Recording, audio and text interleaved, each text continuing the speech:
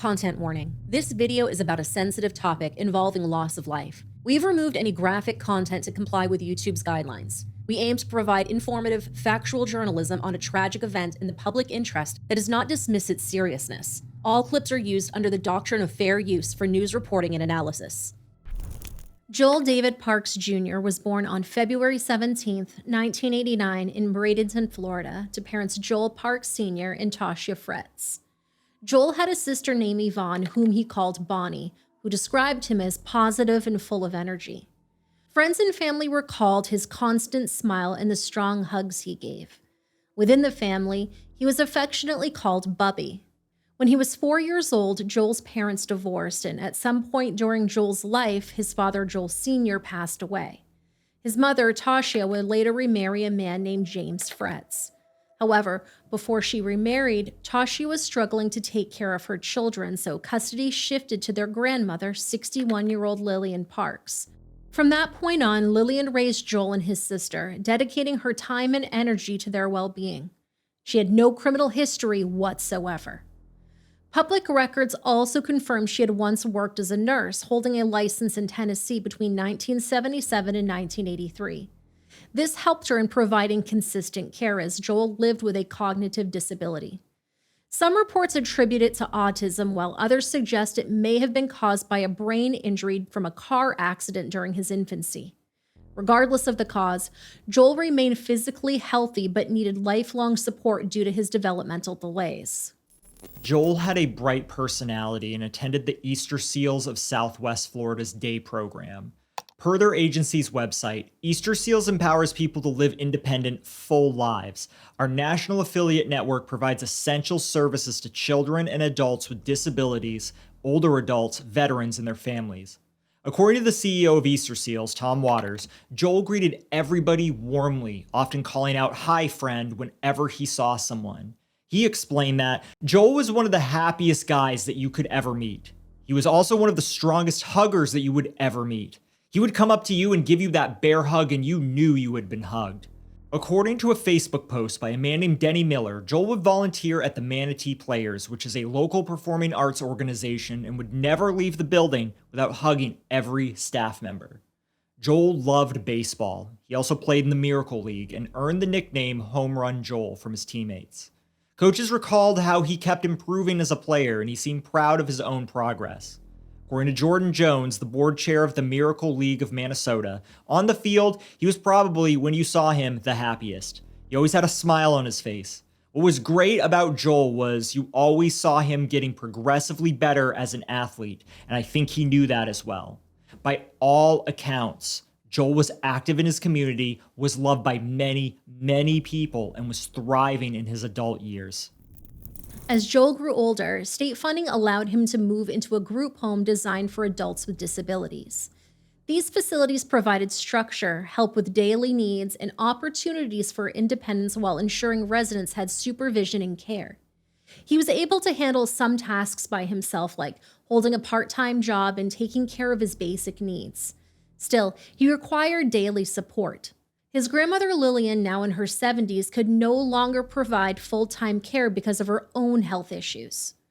Joel stayed at the group home during the week but spent weekends with Lillian. His mother, stepfather, and sister at the time lived in Ohio. According to Lillian, Joel disliked living in this group home, often wandered off and depended on her for daily medication. In September of 2019, Lillian was scheduled for hernia surgery and was expected to recover in a nursing home. Knowing she couldn't care for Joel during that period, she asked her granddaughter Yvonne to travel from Ohio to Bradenton, Florida to help out. Yvonne arrived at the Carlton Arms apartments sometime around mid-September. Lillian instructed her to clear out most of the apartment, even her couch and car, leaving only the bedroom furniture. That evening, Yvonne spent time with her grandmother and Joel before going out with friends. She left. Joel asked her if he would see her later and exchanged I love yous with her. Joel often spent weekends helping out at a local convenience store near his grandmother's home, and on the morning of September 21st, he was seen there in good spirits before heading back to the apartment. He was supposed to be on the field playing baseball that night, but his grandmother had other plans for him. Yvonne spent that day with her boyfriend and friends. She returned to Lillian's apartment. She saw Joel asleep in a recliner with the TV on while her grandmother rested nearby. Nothing seemed unusual to her, so she went to bed. Next morning at around 8 a.m., she saw Joel still in the recliner with a blanket covering him. She accidentally bumped the chair but thought he was just sleeping in. Hours passed, and Joel never moved. When Yvonne grew concerned and questioned Lillian, she was told he had stayed up late watching movies. By noon that day, Yvonne checked on him again. Joel had not shifted at all, and when she looked closer, it appeared that he was not breathing. She quickly alerted Lillian, who responded, "That's because he's not." Shocked, Yvonne pressed her for clarity, and Lillian told her, "Oh, I'm doing us both. We're going together." Yvonne believed she saw a pill in her grandmother's mouth as she said this. Horrified, she left and called the police. When an ambulance pulled up outside of Lillian's apartment, neighbors assumed it was for the grandmother given her age. Instead, they were stunned to learn the call was for Joel. When officers arrived, Joel was still in the recliner, lifeless, while Lillian remained in a bed nearby. 30-year-old Joel was pronounced dead at the scene, and it appeared he had been gone for several hours. There were no signs of physical injury, and nothing pointed to a violent struggle. Police first spoke with Yvonne, who explained that she had come to Florida to help clean out her grandmother's apartment. Officers then spoke with 87-year-old Lillian, who remained in bed during questioning. She told the officers, well, he's needed help his whole life and has been living in a home, but he doesn't do well there. He walks around outside here and I have to go find him. I've been taking care of him and giving him his medication every day. She admitted that around noon the day before, she gave Joel an unknown amount of prescription pain medication, then took some pills herself. She told police she had been told that she had about 5 months left to live and did not want Joel to suffer alone after her death, telling them, "I want him to be with me when I go, so I put him to sleep and then I'll go to sleep too. I wanted him to go to sleep and now he's asleep." Lillian said she wanted him to be in heaven with her and had written letters to family members, even leaving behind $1,500 to cover cremation costs for the both of them. With her health failing, she did not want to spend her final months in a nursing home. She claimed her intention was for Joel to go to sleep so that he could remain with her when she eventually passed. We're here to discuss a case from Sunday afternoon. Around noon, Bradenton police responded to the 5100 block of Riverfront Drive in Bradenton. It is an apartment complex for the report of a deceased individual. Upon arrival, officers found 30-year-old Joel Parks deceased in the residence. Joel's grandmother, 87-year-old Lillian Parks, who is his part-time caretaker, made several concerning remarks, spontaneous remarks to the officers, that she had purposely overdosed him with the intent of taking his life. She was concerned about her medical condition and was worried about who would be caring for him in the event that she passed away. Jillian currently is in protective medical custody until she's released by a doctor. And I would like to note that Joel is a disabled adult, unable to care for himself. Joel resided in a group home throughout the week and then would stay with Jillian on the weekends. Joel's parents, his father is deceased, his mother is estranged, and he was discovered by his sister. So at this point in time, charges are pending. We are working with our partners at the state attorney's office to ensure that Jillian Parks, the proper charges are filed, and that she will be taken into custody when she is released from medical care. Are there any questions? What did she use to overdose him? There's a lot of things still pending. It's a very active investigation. At this point, we're waiting on some results, one of those being toxicology results. This is a difficult case for our detectives, a difficult case for our agency. Partly, you feel bad for an individual who feels that the only option is to take another human being's life because you're so worried about their care after you're gone. But on the other hand, this is a process where it was thought out, it was planned, and she took a human life. So we are looking at it from a standpoint of she took a human life, and we need to do everything we can to bring justice to his family and his friends. Ms. Parks, and I'd like to clarify, her name is Lillian, not Jillian. I said Jillian earlier, it's Lillian. Ms. Parks is 87 years old. She's in jail? No, she's currently in a secure medical facility. There is no threat to the public until she is released by the doctor. Until then, we will at that point, then we will move forward with charging her. You never know what Ms. Parks or a family member, somebody may have said something, somebody knows something. We always put that out there. There's always more to a case. And if anybody knows anything, of course, we put that offer out. They can, the cash reward is through Crime Stoppers, one of our partners, Manatee County Crime Stoppers. You're eligible, if you call in anonymously, you're able to, and the tip pans out, you're able to be eligible for a cash reward. And what's next with the investigation? Next investigation is the continuing with the toxicology reports, the medical examiner investigation, and of course moving forward with the state and any charges that we're moving forward with as soon as she's released from that doctor's care. How are you guys take off this? It was a sister who found Mr. Parks deceased when he went to check on, when she went to check on him. She found him deceased and called us. Did she describe Parks' behavior at that moment? What was she doing? That's still part of the investigation. Interviews are still ongoing today. We're still meeting with family members as of today and plan to for the remainder of this week. Currently, we are working with the state attorney, so we are gearing towards second-degree murder in this case. You never know totally what someone is thinking. In this case, I don't know if she's thinking about the well-being of her grandson or if she's thinking about herself. I can't answer that question. What we have to look at is the total circumstances, everything surrounding it, and in this case, we can arrive and say that this is a premeditated act where, again, she took the life of another human being. So we take all the other factors out of it. At the end of the day, she took the life of Joel Parks. All right. Thank you very much. Following her statements, Lillian was taken to the Manatee Memorial Hospital under the Baker Act, which is a Florida law that permits involuntary hospitalization for those who pose a danger to themselves or others. A search of her apartment revealed a prescription bottle in her name filled on September 17th with 120 pills. Only 2 of those pills remained. Investigators concluded that Joel had likely been given a fatal dose. Multiple letters addressed to family were also recovered, each containing explanations and instructions about what she did. Police noted that Joel's relationship with his mother had been described by Lillian as estranged, but soon thereafter, Tasha and her then-husband James pushed back. They denied any estrangement and insisted they had always been present in Joel's life. In fact, they said they were ready to take him in and been preparing for Yvonne to bring him back to Ohio. They said if that didn't happen, Tasha herself would have come to collect him. It also became clear that Lillian had never set up any formal guardianship arrangements for Joel despite her advanced age and health issues. She could have legally transferred responsibility to a family member, but she chose not to. Yvonne later reflected that her grandmother likely already knew her time was limited when she asked her to come help clean the apartment. She believed Lillian had been weighing 2 paths: either undergo hernia surgery, stay in a nursing home, and trust that Joel would be taken to Ohio, or do what she ultimately chose to do. In the end, however she justified it, she chose the latter. Yvonne expressed disbelief at her grandmother's choice, pointing out that there were plenty of relatives willing and perfectly able to care for Joel. She said it was wrong for Lillian to insist that there were no other alternatives. Joel also had state funding, which would have guaranteed that he was cared for even after Lillian died. There's not a shred of logic behind this twisted idea of mercy that Lillian had for Joel's murder. I was headed out to the front door. He goes, "Bye, see you later." I said, "Yes, baby." I said, "We'll see you later." I said, "I love you." He goes, "I love you too."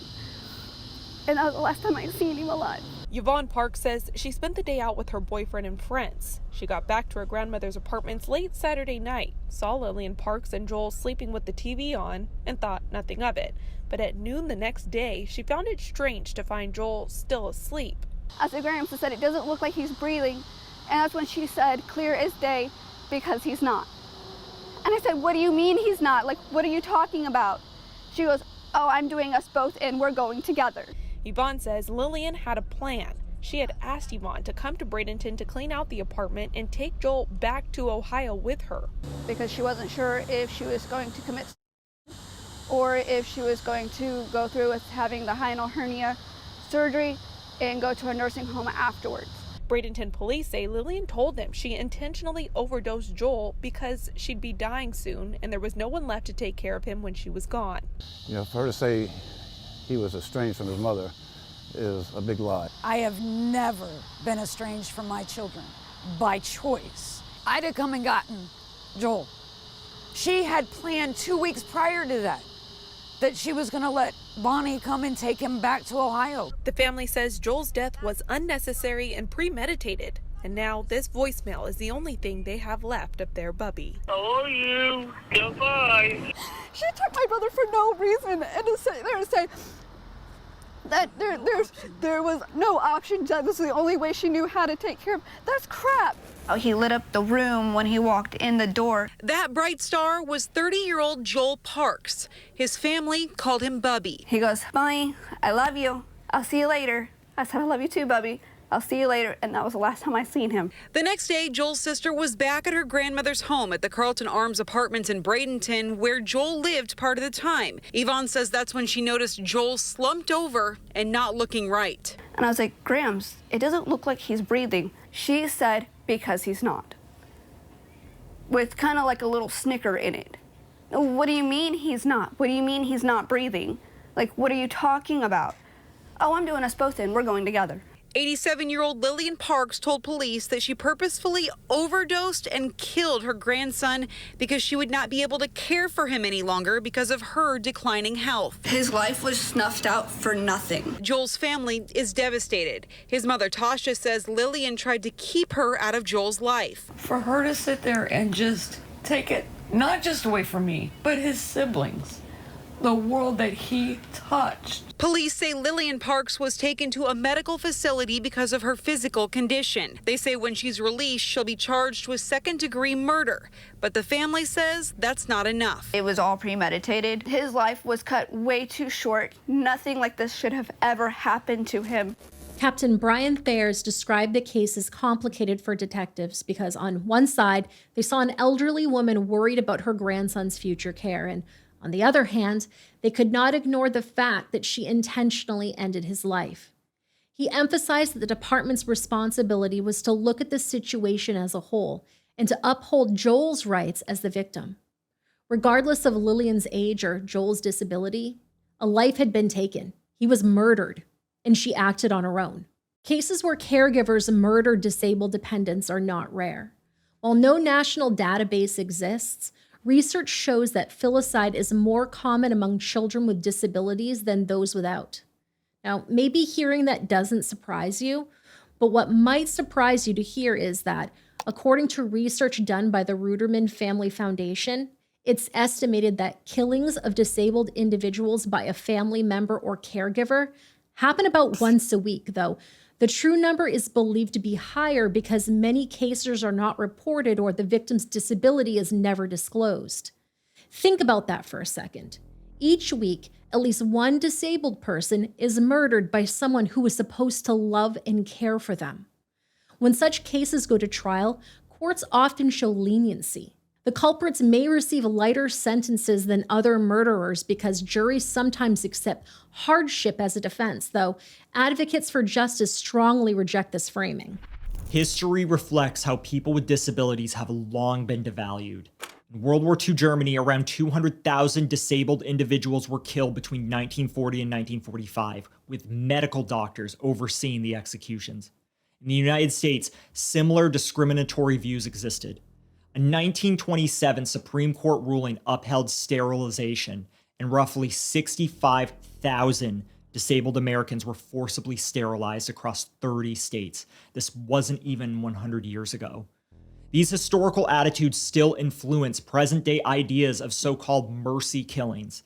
Advocates warn that a justice system built on such biases often delays or weakens justice for disabled victims. Lack of resources also plays a role. Adults with developmental and intellectual disabilities face limited care options once they leave the school system. Without a national support framework, many rely solely on family members, most of whom are not equipped to provide long-term care. The deinstitutionalization movement has promoted community integration, but tragedies like Joel's death highlight gaps in available services and oversight. After being discharged from the hospital 12 days after being admitted, Lillian was taken into custody at the Manatee County Jail and was charged with second-degree murder awaiting trial. Her case was later reduced to manslaughter. This decision drew further frustration from Joel's family, who argued that the act had been planned for weeks and should have counted as first-degree murder. But the trial never happened. On January 1st, 2020, a little over 3 months after Joel's murder, Lillian Parks died. With her passing, the case effectively ended. Authorities did not release Joel's autopsy results, nor were the letters Lillian left behind ever made public. The family did not speak further, and no obituary for Lillian appeared after her death. What remained were unanswered questions. No official details came out about Joel's final moments, and nothing more was said about Lillian's writings. The silence from her relatives suggested the deeper pain her actions had caused, leaving Joel's death as the final chapter in a case that closed without resolution in court. After his death, the community that surrounded him was devastated. Leaders at Easter Seals, along with many in Joel's community, described the loss as deeply painful. They offered condolences to his family while also choosing to honor Joel by celebrating the happiness he brought to everybody who knew him. According to CEO Tom Waters, the Easter Seals family is in mourning. The disabilities community is in mourning. Lots of people are in mourning because everything in this situation is tragic. We want to express our condolences because as we mourn, I know they do, but we're celebrating him. We're celebrating the life that he had and the life he shared with us. Jordan Jones of the Miracle League shared that, I think our whole entire community has been shook by this. We know he may be in a better place, but it's just not something anybody saw coming. Joel's celebration of life was held on Thursday, October 3rd, 2019 at the Salvation Army on Albee Farm Road in Venice, Florida. On his online obituary, friends that knew him from Chase Bank remembered his smile and hugs, writing how much they would miss him. Others left messages of condolence, wishing him peace. One caregiver shared how special it had been to know him, recalling his bright smile in their last conversation at a neighborhood Walmart. She described it as an honor to have cared for him and said he would always be remembered. Now his loved ones are left only with memories and a voicemail from Joel telling his mother, I love you. So where does this leave us? I think many people might hear a story like this and recognize that it is clearly tragic, but conclude that something like this must be rare, chalked up to one of those senseless acts of violence that nobody could have prevented. And sure, I'm not here to definitively say that there was a way to prevent Joel's murder, but what I am here to ask you is, how many of you knew the statistic that one disabled person is killed each week by a parent or caregiver? How many of us live our lives completely unaware of something so heinous quietly happening week after week? I'm not asking you to feel guilty for not knowing that, but I'm highlighting that clearly a change needs to be made here because the result of that is another murder every week that could have been prevented. And knowing that some of these individuals are unable to advocate for themselves, it makes this all the more dire that we have to do something. I wish I could lay out a perfect step-by-step solution to fixing this, but what I do know, the average person's blind spot around the frequency of murders of disabled individuals, the most important thing that we can all do is open our eyes. Okay, so this case really pissed me off, and I know we've done a lot of cases that were far more brutal than this, but there's specific things about this that really enraged me. And one of my first thoughts was when I was working for a daycare when I was fresh out of high school, I worked with many children that had intellectual and developmental disabilities. And when I would tell people about that, not 100% of the time, but I would get the response of, oh my God, those poor kids, they must be suffering. And it's like, what are you talking about? There's this idea in so many people's minds that disabled people constantly walk around in a perpetual state of pain and suffering, and it just isn't true. I mean, at least not for the vast majority. I'm sure there's people in pain. Of course there are, but the idea that 100% of them... Right. I just wanted to specify that. Which leads to this idea, and we can talk about what the mental state of this grandmother was, but this idea is like, oh, he'll be in a better place. You know, and when you hear about disabled people passing, you'll hear people make comments like, oh, well, they're themselves in heaven now. What does that mean, they're themselves? Or they have all their faculties, or they have their legs back. Like, I've heard comments like this. They're running free with Jesus now. Exactly. That's a common one. And, you know, I know that when certain people say this, it's not coming from a place of malice, but look at the foundation this sets to have ideas that Joel Parks is better off dead than living a life that he had where he was clearly thriving. Right. Like, he had a community. He was active in that theater group. He volunteered. He was an his athlete. job. He was an athlete who, and from what I understand, a pretty good athlete Yeah. too. He was very loved by his community. And there was plenty of people who were willing to take him and take care of him, and he had state funding. And this is what's hard for me, is that so many news outlets and even the police had a hard time saying the word murder. And I want people to think about this.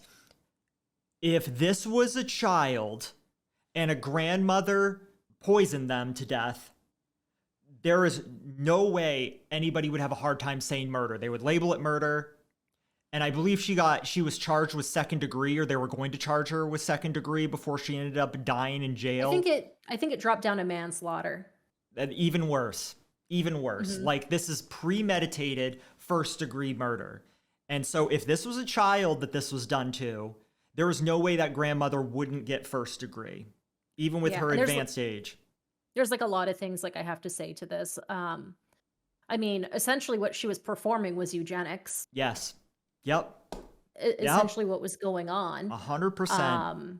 And like attitudes like this against disabled people, I don't even know how I want to even like broach this topic, but one that comes to mind for me is the whole issue around like right to die.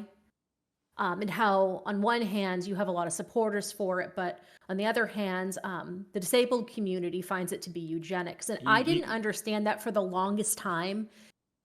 Just to give a little bit of background, I essentially watched my grandmother die from stage 4 cancer. She didn't know she had it. It was very quick. Everything happened in under a month.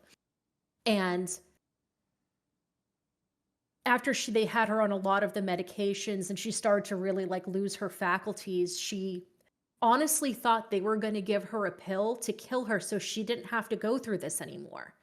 She honestly thought that. To the point where she started getting even more and more out of her faculties, and she was asking us to kill her. Yeah. So from that moment on, I became a big supporter of your right when you're terminal to be able to get the prescribed medication to do whatever you need to do to not be suffering. However, a lot of my friends, specifically one friend who actually is a longtime listener who has cerebral palsy, was very much against all of this. And it took a little bit for me to figure it out, but it's cases like Joel's that are the reason why a lot of folks with disabilities, don't want that to happen. So when we have incidents where essentially people are murdering disabled people because they don't think they have the right to live or they're better off not living, it's just echoing what everybody is thinking. Yeah, so just to properly like in the disabled this. communities, yeah. Yeah, so like in a perfect world, if somebody is terminal and wants to die, obviously I don't think there's many people that would just say to them, no, you can't. However, what your friend with cerebral palsy, his concern is, and why he's opposed to right to die, is because if you start sending that groundwork, it causes the slippery slope that now insurance companies might start pushing things a certain way if you have certain diagnoses. And those diagnoses might not be limited to stage 4 cancer. He was worried, okay, maybe this starts getting extended to cerebral palsy and other disabilities that a person can live with. Yes, and thank you for packaging that properly for me, because I know this is a sensitive 13 years topic. later, I have a hard time talking about like it. This is obviously a sensitive topic, and it requires a lot of nuance. But when you told me about your friend and his viewpoints, like I had never considered that before. And when we were doing Joel's case and you brought that up, I was just like, oh my God, that this is the mentality the grandmother had is the same type of people that I ran into when I was working with disabled children. And you see the shadows of it everywhere. You see the reflections of it. That this idea that it boils down to that disabled people are in a constant state of suffering and would be better off dead. And that is a very disgusting and frightening belief when you really think about it. Right, because it's a slippery slope. Like, what then is disabled? Does it then like go into like those of us with depression and anxiety and like how far does that go before you end up in a crazy situation? What disabilities are okay now to live with, and what aren't? Like, I am terrified of that reality where all of a sudden there's a picking and choosing based on that. Right. And I'm not talking about like those who are interested in that, right, who choose these options, because I know in Europe, specifically in the Netherlands, that is legal. I think it's talking clear about the government. Yeah, I'm talking about the government and the insurance companies being like, no. Yeah, no. I think we've made it pretty clear that we're talking about people have it being pushed towards a certain way against their will. And obviously this is almost a completely other video, and I would want to talk with people in the disabled community like more about this if we were to do a video on this. And if this is something you want us to do a video on, like, leave us a comment below if we get enough interest. Like, maybe we can do an interview with your friend and dive deeper into That's this. something I'm sure he actually would appreciate, because he is absolutely. an activist. Yeah, no, for sure. I would want those voices. That are, and I fully understand this seems like a whole bunch of information vomit, but like this was a lot of thoughts we had after the fact that we just didn't know how to fit in. It's made us very emotional, and in this one murder you saw so many problems. And yeah, we highlighted before about the one disabled person is murdered every week by a parent or caregiver. I didn't even know that. Yeah. Did not even know that until, like, I knew it was high. But I didn't know it was that high. And that's horrifying. And if most people don't know that, the first step, like, I don't have a plan to fix this, like I said in the video, but the first step has to be awareness. So this is the least we can do at this point. And I don't really know what to do from there, but like it has been a few days since we recorded this, and I haven't stopped thinking about it. I don't know if there's anything else you want to say. I know that some people, I've read in the comments, people saying that Lillian, she was 87 years old at the time that she murdered Joel, and does she have dementia? Was she in the right frame of mind? At an age like that, I don't think it's unlikely to say, oh, she could have dementia. Like, I think that's obviously possible, but I don't think it excuses it. No, it doesn't. And like another thing that might not excuse things, does not excuse things, is something that came to mind. You know, she is from an older generation that has different viewpoints of what we do with disabled people. Yes. We're not that far removed from institutionalizing people. Yes. Like, I have an Aunt Vicky on my father's side, and I met her one time, and that one time I met her, she was already an elderly woman, and it was at my grandmother's funeral in Ohio. Completely different grandmother that I'm talking about, my two separate grandmothers. Maybe you want to give a background about Vicky's. Right. When she was a child, she had measles, and her temperature rose so rapidly that it fried her brain, and she became developmentally disabled. And back in that time, like in the 50s and stuff, you didn't stay at home. You went to an institution, and Aunt Vicky was in an institution for the rest of her, until she died. She was in residential care. And you didn't know she existed for a long time. I think to the point that somebody in your that side of the family told you, oh, we don't talk about her. We don't talk about her, because I was looking at a family picture and I'm like, who is that little girl? And they're like, that's Vicky. We don't talk about her. And it took until I was in my mid-20s. That was the only time I had seen her, because she was at my Grammy's funeral. So to tie into Lillian's mindset of previous generations who, if you had a disabled member of your family, they're looked at as embarrassments to the point where you don't talk about them. You pretend that they don't exist, and you quietly put them in an institution and forget about them. Dementia or not, And there's no proof that Lillian had dementia. But dementia or not, for decades, Lillian had the opportunity to put something legally in place that if something happened to her, Joel would be taken care of. And she did not do that. And she was a nurse. She knew better. Yes. And for that, I think she deserves no leniency, no forgiveness. Like, that not only was what she did premeditated, she is somebody that knows better. She knew the system. She knew the process. She chose not to do it for decades. And violated for Hippocratic Oath. Almost over 20 years. She got Joel when she was 61, I believe if our notes are correct. Yeah, And because this went from early 60s until she was 87 when this all went down. So roughly 25, 26 years, she had the opportunity to do this.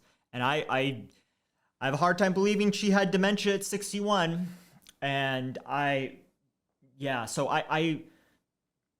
you guys can say what you want in the comments. I have zero sympathy for Lillian whatsoever. Yeah. In my mind, she is a murderer and she needs to be talked about as such. And I really don't like that there are so many people, like when the police captain gave a speech and he talked about how I'm kind of paraphrasing, sympathy for this woman who feels she needs to kill her grandson because in her mind, he cannot be taken care of. When that is such a broken framework when you look at the details. It is not what Joel's situation was. No, not at all. He had other family. He had state funding. He was able to hold a part-time job. So for him to say, that he sympathizes with the grandmother who believes that her loved one couldn't be taken care of, well, that's built on a faulty premise. Like, this is not reality. It's the inability to talk about things like this concretely and factually that will lead to more murders of disabled people in fashion such as this. Manslaughter. How dare you?